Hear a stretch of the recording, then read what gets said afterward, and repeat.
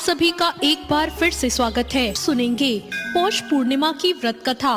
काशीपुर नगर में एक गरीब ब्राह्मण को भिक्षा मांगते देखकर भगवान विष्णु स्वयं ही एक बूढ़े ब्राह्मण के रूप में उस निर्धन ब्राह्मण के पास गए और कहने लगे, हे विप्रे, श्री सत्यनारायण भगवान मनवांचित फल देने वाले हैं। तुम उनका व्रत पूजन करो, जिसे करने से मनुष्य सब प्रकार के दुखों से मुक्त हो जाता है। इस व्रत में उपवास का भी अपना महत्व है, किंतु उपवास को सिर्फ भोजन न लेना ही समझना नहीं चाहिए। उपवास के समय अपने मन में ये धारणा होनी चाहिए कि आज श्री सत्यनारायण भगवान हमारे पास विराजमान है, अतः अंदर व बाहर शुचिता बनाए रखनी चाहिए और श्रद्धा पूर्वक भगवान का पूजन कर उनकी मंगलमयी कथा का श्रवण करना चाहिए। श्री सत्यनारायण की कथा बताती है कि व्रत पूजन करने में मानव मात्र का समान अधिकार है, चाहे वो निर्धन, धनवान, राजा हो या व्यवसायी, ब्राह्मण हो या अन्य वर्ग, स्त्री हो या पुरुष।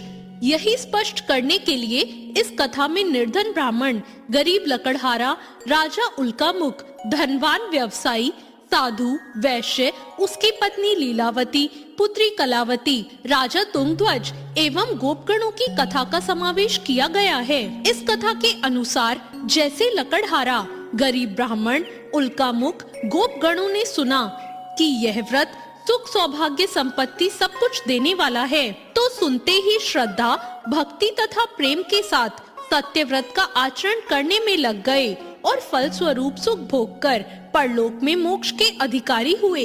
एक साधु वैश्य ने भी यही प्रसंग राजा उल्कामुख से सुना, किंतु उसका विश्वास अधूरा था और श्रद्धा में कमी होने के कारण उसने मन में प्रण लिया कि संतान प्राप्ति पर सत्य व्रत पूजन करूंगा। समय बीतने पर उसके घर एक सुंदर कन्या ने जन्म लिया। पत्नी ने व्रत की याद दिलाई तो उसने कहा कि कन्या के विवाह के समय व्रत करूंगा। समय आने पर कन्या का विवाह भी हो गया, किंतु उस वैश्य ने व्रत नहीं किया और वह अपने दामाद को लेकर व्यापार के लिए चला गया। उसे वहां चोरी के आरोप में राजा चंद्रकेतु द्वारा दामाद सहित कारागार में डाल दिया गया। उसके घर में चोरी भी हो गई। पत्नी लीलावती और पुत्री कलावती भिक्षा वृत्ति के लिए विवश हो गई। एक दिन कलावती ने किसी के घर सत्यनारायण का पूजन होते देखा और घर आकर माँ को प्रसाद दिया। तब माँ ने अगले दिन श्रद्धा से व्रत पूजन कर भगवान से पति और दामाद के शीघ्र वापस आने का वरदान मांगा। श्री हरि प्रसन्न हो गए और स्वप्न में राजा को कह दिया कि उन दोनों बंदियों को छोड़ दे, क्योंकि वह निर्दोष है। राजा ने अगली सुबह धन धान्य तथा प्रचुर द्रव्य देकर उन्हें विदा किया। घर आकर पूर्णिमा और संक्रांति को सत्यव्रत का जीवन भर आयोजन करता रहा। परिणाम स्वरूप उसे सांसारिक सुख भोग कर मोक्ष प्राप्त हुआ। इसी प्रकार एक बार राजा तुंगध्वज ने वन में गोपगणों को श्री सत्यनारायण भगवान का पूजन करते देखा, किंतु अपने अभिमान की वजह से राजा ना तो पूजा स्थल पर गया, ना तो दूर से उसने प्रणाम ही किया और ना ही गोपगणों द्वारा दिया गया प्रसाद ग्रहण किया। परिणाम हुआ कि राजा के पुत्र, धन धान्य, अश्व गज आदि सब नष्ट हो गए। राजा को फिर ये आभास हुआ कि विपत्ति का कारण सत्यदेव भगवान का निरादर है। तब उसे बहुत पश्चाताप हुआ।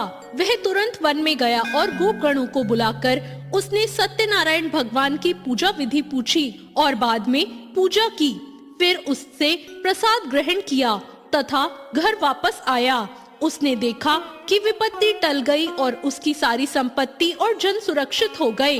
राजा प्रसन्नता से भर गया और अपना सर्वस्व भगवान को अर्पित कर दिया।